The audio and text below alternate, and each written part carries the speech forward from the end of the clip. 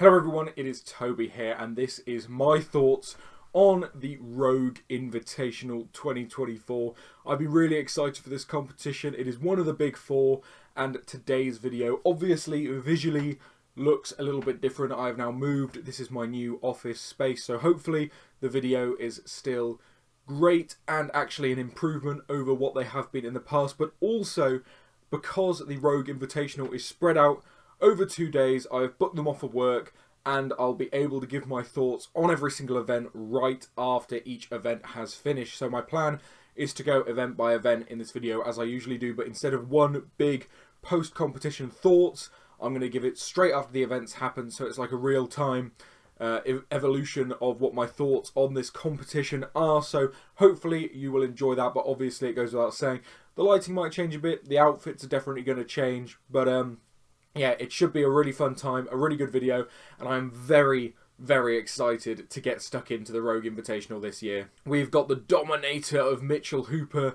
in good form, looking like he is ready to win, but has Hafthor's pressing caught up enough for him to be able to push Mitch for the win? The Stoltmans are talking a big game, and everyone else in the competition is looking ready, looking fired up, and I'm very excited to see how it unfolds. Now, I will be watching some of the women's competition as well, but this video is going to be centered around the men's competition. If there are any really notable things that I pick up from the women's comp, I will sprinkle them in there, but I don't have the same level of knowledge and analysis for the women's comp as I will have the men's, but I do plan to watch it. I plan to be very entertained by it. So yeah, just prepare that if you're here for the women's comp, I'm not the channel that's going to provide the best insight on that. There are plenty of great strongwoman channels out there, Chloe Brennan in particular, who I'm sure will do a fantastic analysis of the women's comp. But for today, this is going to be all about the men's Rogue Invitational. So before we go ahead and get stuck in to the event, I just want to say that this channel now has the ability to have members. So if you really want to go down below, hit join and support the channel, you will get access to all the members only videos where I record basically whatever you guys want me to, whether it be a question you want answered, some niche grip training, me waffling, talking about a topic. You get all of my life updates, what's going on in my life, all about the move and everything like that. It's a good little space where I could just put out videos that I know won't necessarily do too well on the YouTube algorithm, but there's still stuff I want to make and get out there. So if you're a long-term subscriber of the channel, please go down below, consider joining the channel and supporting in that way. But if you are brand new to this channel, the best way that you can support is going down below, hitting like on the video and clicking subscribe, because that'll help you stay in the loop for this channel and make sure you catch every video, not just the big competition recaps where I'm currently training for a 300 kilo deadlift, as well as just getting generally strong. So if that sounds like something you'd be interested in, go down below, hit subscribe and go check out the other videos on this channel. But without further ado, I've done enough waffling. Let's jump in to the first event. Well, event one of the Rogue Invitational finished moments ago. It was the deadlift for max in a ladder format, which I was skeptical coming into it, but actually it made the show run really smoothly, really quickly. I think they got the max deadlift done in under an hour, which for a slow event like that is fantastic, and it just moved really well, flowed really well, and honestly the setup for it I have absolutely no criticisms for. Now, the athlete's performance. We had a fair few guys playing it safe in this event, only doing 1 or 2 attempts, which I think is the right strategy. So let's start off with Pavlo Kordiak. Came in last place, came out, did 1 attempt at 800 pounds for his one and only attempt, and has decided to conserve energy on the rest of the competition, which I think for Pavlo is absolutely the right call. I think that's exactly what he wanted to do. One thing of note is I think the Stoltmans, particularly Luke Stoltman, looks fired up. Tom's deadlift is still a little bit down on what we'd expect. Obviously, he's been dealing with that back tweak, but after his second lift, he looked good, he looked fired up, and he looked like there was a bit of confidence coming back, so I reckon we can see Tom doing very well as the rest of the competition unfolds. Obviously, you guys will have seen this. after the competition is over, so I might be talking rubbish, but this is just what I'm saying after the first event. Luke Stoneman looks fired up, only takes 2 attempts to conserve some energy. Probably a little bit of disappointment for Tristan Hoth there. Probably wanted a bit more, but solid nonetheless. I think he did waste a lot of energy going for his attempt multiple times. After it wasn't going, I think you should probably just leave it. But let's talk about the top half of the pack now. I think Evan Singleton is looking in very good shape. His deadlift's looking super explosive as it always does. But he looked fired up, he looked good, and he looks in good shape. So I think Evan Singleton could end up performing fairly well. And then obviously the top 3 we had Matt Ragg coming in third with a really solid pull. I think Matt's event weight selection this time round was far better than it has been in the past, and he got a very solid 3rd place, which is exactly where I think he should have been. And then Mitchell Hooper doing exactly what Mitchell Hooper does and getting perfectly enough weight for 2nd place without expending too much energy going for a 3rd attempt. So he got a fairly hard pull on the 2nd attempt to secure 2nd place, but I think that's all he needed to do, and I think that was his plan all along. So I reckon we're going to see him come in and absolutely dominate for a lot of the other events. And then of course Thor doing Thor things and just winning the deadlift with ease, and then negotiating on the floor whether he could get a payout for going for the Raw World Record, and then deciding ultimately that he should step back, save his energy, and again, only do 2 attempts and prepare to win the show. I think the show for me, it started in the perfect way. I think that for a max deadlift of fixed weights, this is the way to do it. I think it was run really well. All the refereeing seemed fantastic. The only criticism I have with this bloody deadlift is the stupid thumb rule. I said this about the strongest man on earth. There is a spider. But I said this about the strongest man on earth, that if you're not allowing figure of 8 straps and you're allowing regular straps, just let everything the straps allow be allowed. The whole thumb rule thing with reps being disallowed and everything, it's just unnecessarily complicated. It's kind of stupid, to be honest. You don't really gain that much out of your thumb being over or under. Sack off that rule. It doesn't make sense. If you're allowing straps, allow straps. If you want to test grip and you want to test your hand strength, then don't allow straps. I will die on this hill. Comment down below if you disagree with me, but I will die on this hill that if you're disallowing figure 8 straps, which I also think is a bit stupid, and allowing figure 6 straps, then for the love of God, just sack off this thumb rule. It really annoys me. But that was the only criticism, and luckily enough, none of the athletes had their lifts disallowed for the thumb rule, so we can move past it. But overall, really good first event. I really enjoyed it. I am now going to go off and train myself, come back, watch the 2nd event, and actually, before I go, I just want to say, Thomas Evans looks in good shape as well. He hit a deadlift PB there, looked really fired up, looked in good shape. I'm really excited for the rest of the competition. But as for the deadlift goes, those are my thoughts on it. I thought it was fantastic. I'm going to go train, and we'll get into event number 2. Event 2 then, the grip and press. I have a lot of thoughts on this event, but I'm going to start off by saying Mitchell Hooper looks human. A slight mistake on the first log clean cost him the event win. Thomas Evans looking absolutely phenomenal on this event, taking a valuable point away from Hooper. Hooper would have wanted the event win there. Unfortunately, Hafthor proving that his pressing is still not quite there. The first rep of his actually looked really solid, but he just couldn't get that 2nd rep to go up, which was just such a shame, really. He was down in 10th for that event, but something that is exciting me about this event is Tom Stoltman looking solid, looking really strong. Hopefully, Tom coming back after that deadlift, now getting a solid 3rd place finish on this event, has some momentum in his head going forward, and we can see him really challenge Hooper in the coming events, because the events Hooper's good at, Tom's also good at. So I'm now thinking that Hooper's going to be pushed a bit more by Tom than Thor, which is not really what we thought coming into this, considering Tom's shape at Vegas wasn't too great. But I'm really excited to see how the rest of this comp unfolds. Obviously, you'll know how it does. And other notable performances on this event was Evan Singleton looking really solid, and Luke Stoltman, the only other person to finish all 3 log reps. I think it was a really good spread on the log this time round. We had about half the field finishing, and then the rest of the field either getting 1 or 2 reps. Something looked a bit off with Pavlo Kordiaka. I expected him to finish this, but he managed to get, I think, 2 reps in the end, getting a really good recovery on this. Tristian's just not having a great day, really, is he? He's not feeling top tier by the looks of it, but hopefully day 2 he can come back and do really, really well. But overall, the event itself, I actually do enjoy. I enjoy the yokel farmers interlog type event Rogue has been doing. But the big gripe I have with this event is making the men and women go out at the same time.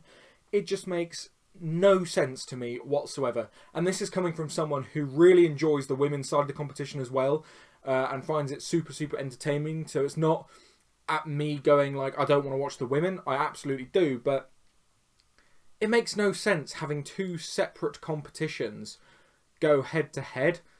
It is just confusing. I was constantly cutting back and forth between the performances and trying to keep track of the scores of 2 different competitions at the same time when they were going at the same time. Just meant that I didn't really watch the women's with as close a focus as I did in the deadlift when they went beforehand. I mean, the standout performances of the women's was Inez looking absolutely phenomenal, and the log probably being a bit heavy, but Inez just making it look awesome. But yeah, I think having them go head to head with the men just takes away from the fact that women should have this stage to themselves, to be honest. And in my opinion, it saves absolutely no time, because you could have just had 2 lanes of women go head to head and 2 lanes of men go head to head. The only thing it saves is cost, because Rogue don't have to make 2 of those logs, which Rogue are the big dogs with the money in this sport. They put up the really high paying competition. They can afford another log for each women and the men. So yeah, it missed the mark a bit in my opinion. Obviously not too big of a detriment. It was just a bit annoying. But I think next time, have 2 lanes of women go, have 2 lanes of men go. It's so much more exciting when it's head-to-head in a competition against other competitors. But no, it was alright. It was a pretty good event. I enjoyed it. And as I said, lots of really great performances. And I'm excited to see how Tom pushes Mitch over the next few events, which obviously you would have already seen. But let's go. Event 3 coming up next. Event 3 then of the Rogue Invitational has finished and concluded day 1 for me, the Inver Stones. And let me look straight down the camera when I say this, and if anyone who even is remotely in contact with Rogue, what is with the buzzer? It makes no sense. It's the most stupid thing that they've had. Like, why add it? It makes no sense to me. As you can see, I'm bewildered, but we've never had it on the Inver Stones in the past. And we've seen 3 or 4 of the athletes in both the men's and the women's just completely forget to hit it. It takes away from the celebration moment. And people who are saying it's fairer than the stopwatch, well, the stopwatch is still used on the other 4 stones at split times. So what is the point? It didn't have the desired effect. It was a stupid addition, and take it away for next year. We've never had it before on the Inver Stones, and we don't need it this time. But with that out of the way, can I just say, I much prefer the Inver Stones to an Atlas Stone series. It was so much fun. I really enjoyed the different strategies people took on the Inver Stones. Kordiaka going slow and steady, managing to get all 5 in 1 minute 20, but still managing to get all 5, which not a lot of people did. Everyone had their strategy. Tom going smooth and steady, just getting a solid run. Mitchell Hooper coming out, doing what Mitchell Hooper does and getting a solid 2nd place. And Thor Bjornsson one-motioned every single stone, and it looked easy. Looked like beach balls, looked like sacks of flour. It was ridiculous. Thor is the king of the stones, and it was awesome to see him do that. But it looks like we've got a very similar competition as we usually have with Thor and Mitch, where Thor's going to win a load of events, but Mitch is going to come 2nd and not trying to drop any points. The only point that Mitch has dropped so far that I don't think he was expecting to drop was that 1 point to Tom Evans. And speaking of Tom Evans, really unfortunate on this event.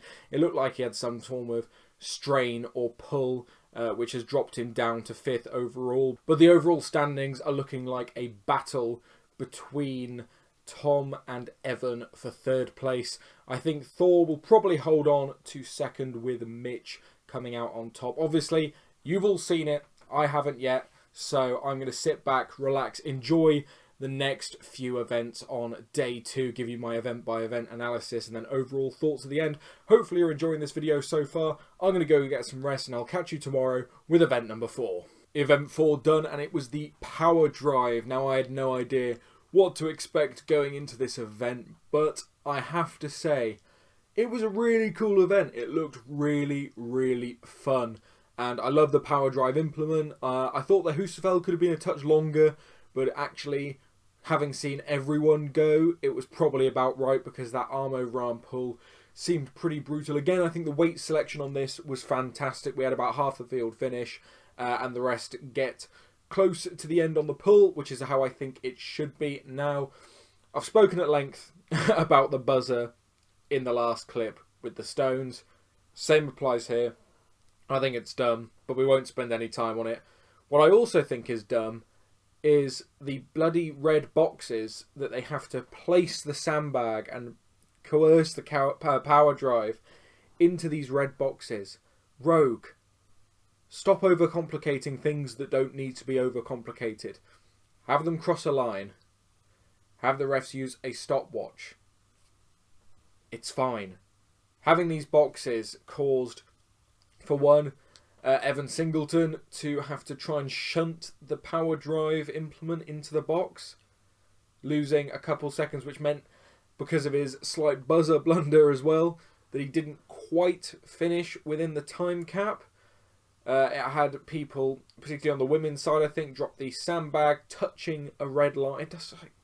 It doesn't matter. It doesn't matter. Just have a line to cross. That's all we need. It does my head in when they are so obviously trying to make everything better and better, and they do a really cool event like the power drive that's awesome, really fun to watch. I really want to give it a go.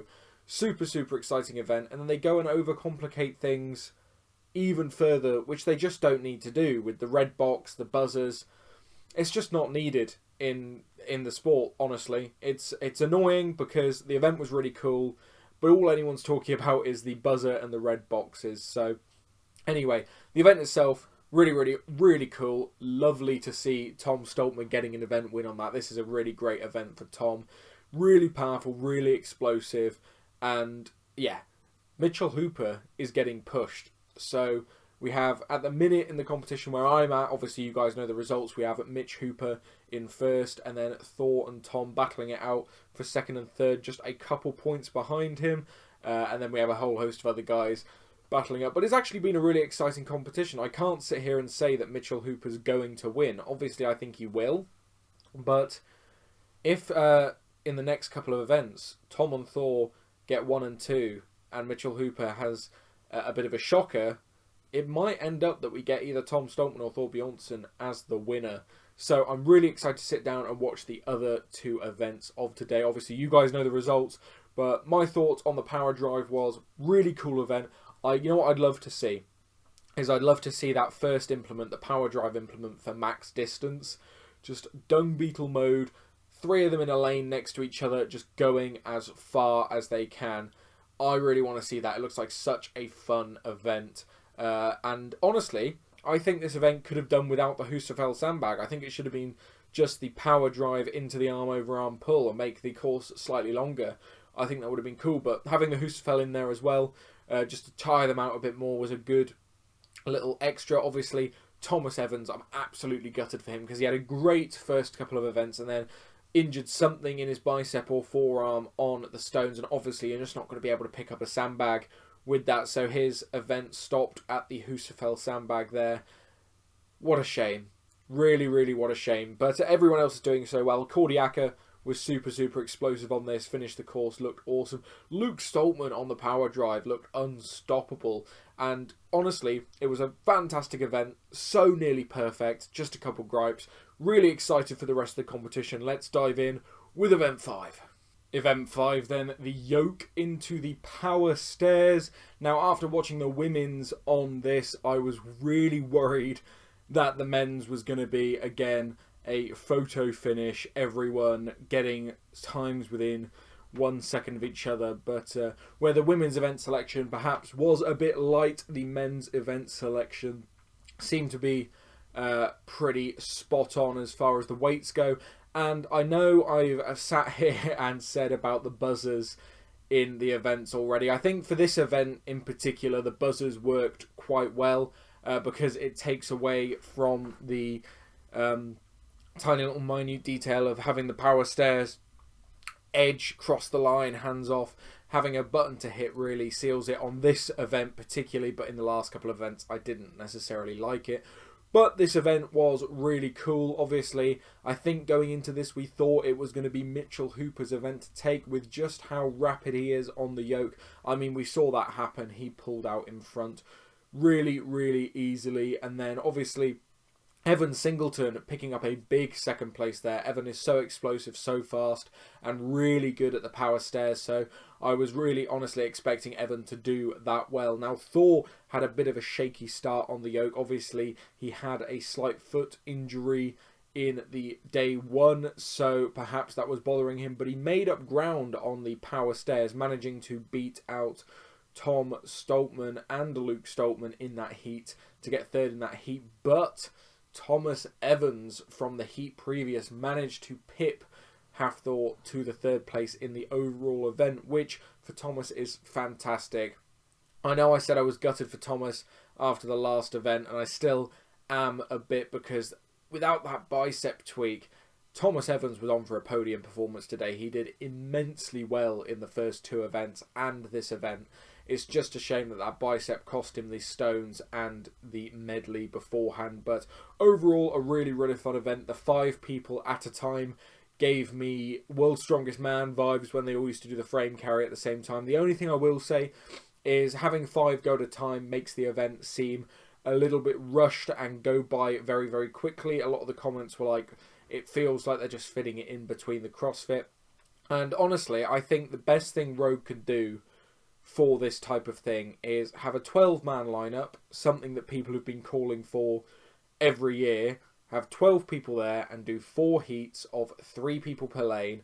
That would solve it. That would still give you your epic race between each lane, and it would make the event feel a little more drawn out, a little more exciting. But overall, the 5 people per lane didn't really bother me that much. It was a great event, really, really fun, and I'm glad that it wasn't too light overall, which I was worried that it was going to be. We had a good spread of people finishing in different times and a couple not finishing the power stairs.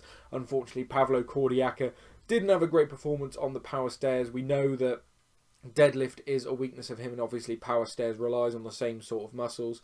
So hopefully in the next event, which is the overhead medley, Pavlo can get some points back. But I think our fate is pretty much sealed with a Mitch Hooper win, which is what we expected after this event. But we will see. Anything can happen in the next event. Obviously, you guys will know what has happened, but the exciting thing for me now is who is going to round out that podium and how is the rest of the leaderboard going to shake up, because it's super exciting in the lower half of the table, as it usually is at competitions like this. If we just take Mitch out of it and look at the rest of the competition, it's a really exciting battle. I'm looking forward to it. I've really enjoyed the Rogue Invitational so far this year. It has been a huge step up from the mistakes made last year, and I know I've said a few negative things about the buzzers and the red tape, but honestly, in the grand scheme of things, they are so minor compared to the whole competition. So far, it's been fantastic. There's been no major fuck-ups. I've really enjoyed it. Let's get the last event done.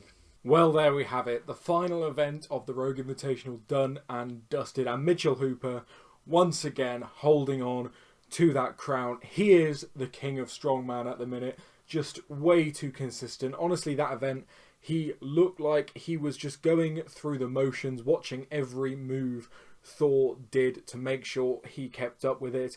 And honestly, I'm super shocked that Thor got the third axle. His pressing is improving. It was actually really good to see him be able to press out that axle, and I think by this time next year we might be having a Thor back with solid pressing. It was obvious on the Farmers Interlog that something had caused him to go wrong. Obviously we now know that it was the bathroom incident, but overall this was a really fun event. I really enjoyed this medley. It looked awesome. At the very start I was slightly concerned because I thought Pavlo would do really well at this event, and he couldn't get past the kettlebell. And that set off alarm bells, me thinking, oh, is the kettlebell a bit much? Will these guys be able to adapt? But it was only them two that struggled with it. It seemed to be a great implement, and I actually really enjoyed seeing something a bit different in one of these medleys. Pavlo's just had a bit of an off day, unfortunately, but the rest of the guys did really, really well. Luke Stoltman, my MVP for this event. Now, I thought Tom Stoltman would finish this event, and Luke Stoltman would perhaps get 3 implements, but it was the other way round. Luke Stoltman absolutely smoked this event, getting the event win. Really great to see, proving that there's some life in the old dog yet, and proving that he deserves these top 10 invites. He came 5th against this lineup. I mean, you looked at this lineup, you didn't have Luke Stoltman in 5th, really, so really pleased for Luke. He's absolutely performed really, really well. And to see Tom end on the podium was fantastic. So many people were writing him off before this competition because of his shape in Vegas, but he just proved that once he gets his deadlift strength and his small back tweak sorted, he will be up there pushing Hooper to get 3rd place with a relatively poor deadlift performance and actually a slightly poor axle performance at the end there. I expected Tom to finish it, but I assumed that his back was giving him some issues cleaning that last one. He looked a bit off on the clean, where usually his clean is just so efficient. Evan Singleton putting in a great performance as well, just missing the podium, also not able to complete the whole overhead medley. I think Evan and Tom given a very, very solid off-season. If they get everything right and knuckle down properly, next season they can become very, very dangerous. Thor holding on to 2nd place. I think after we saw the Farmers interlog, we sort of knew Thor would be in 2nd place, but a lot of people had him dropping way lower than that because of the 2nd event of pressing. But I believed what he was saying about his training and how pressing's actually been going quite well. I had him in my head staying in 2nd place, and he did exactly that. But I didn't expect him to press out that 3rd axle. That 3rd implement, the 1st axle. I won't lie, but the fact he did was awesome. And then Mitchell Hooper just watching every move, being the only other person to complete the run apart from Luke Stoltman, and honestly looking like he was completing the run in the 2nd gear, really. He didn't even have to put much more into it. He took his elbow sleeves off and just did it if he needed to. Wow, what a competition. Obviously, I've had my gripes with it. I have said those throughout the video, but overall, what a step up this year. Rogue Invitational took on board the criticisms from last year, the issues with the event changes, the weather, all of that. They moved it indoors. They brought it to the UK. They did some fantastic events. Honestly, I have no problem with any of the events they did. They were all fantastic.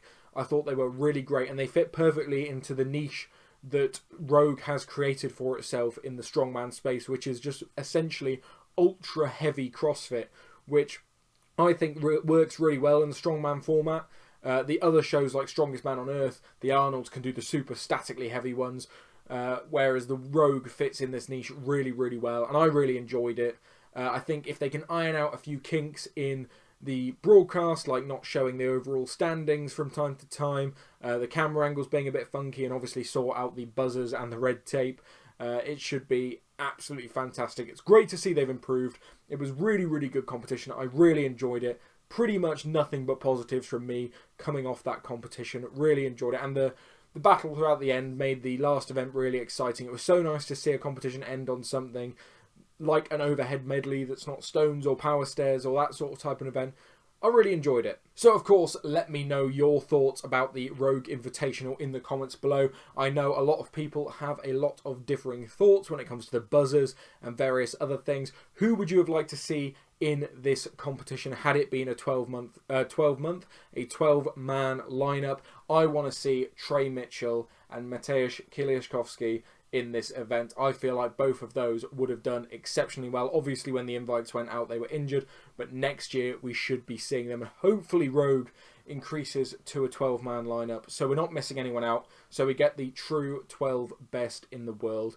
And I don't think it would take away from the time of it too much, and I think it would be just absolutely perfect as a 12-man competition. But I really enjoyed it. It is very late now. I am going to quickly go and edit this video so I can get it out as quickly after the Rogue Invitational as possible, so everyone who is still fresh with the competition on their mind can get in the comments, have a discussion. But if you made it this far in the video, please be sure to go ahead and leave a like down below. I really enjoy making these comp recap videos, and as I mentioned earlier, please go ahead and subscribe, because I will recap every single strongman competition that I watch, and also I do my own strongman training on this channel as well. And as I mentioned earlier in the video, I am currently working towards a 300 kilo deadlift, and we are very, very close. There is a big deadlift session coming out on this channel in the coming days, so subscribe, keep an eye out for that. And of course, if you want to go above and beyond and support the channel like nobody else, then go down below, become a member, get access to exclusive